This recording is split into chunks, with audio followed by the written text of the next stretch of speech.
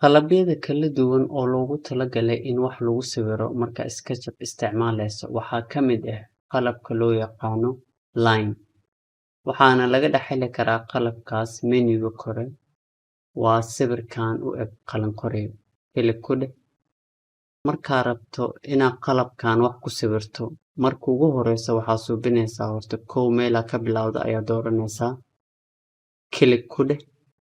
Sii daay. Kadib mouse-kaada hore u soo wad. Ma aragtaan inuu sadarkeena yahay kalarkiisa kalar green ah, sababtoo ah wuxuu si toos ugu aadan yahay axis-ka green-ka ah. Axis-kan sadar kastaa sawirayno markasta waxaa ku dadaashaan inaad ku aadisaan axis-yadan kalarada kala duwan leh markay ku habboon yihiin. Klik ku dheh. Sii daay. Klik ku dheh. Sii daay.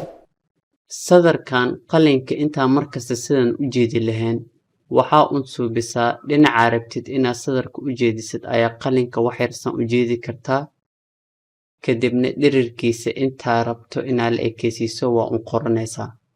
Hadda kan oo kale dhirirkiisa waxaa rabnaa inaan ka dhigano 15 feet. 15 feet ayaa qorayaa. Enter ayaa leeyahay. Kadib sadarka asiga dhammaystirahay. Haddana klik ku dheh. Sii daay. Haddana klik ku dheh. Sii daay.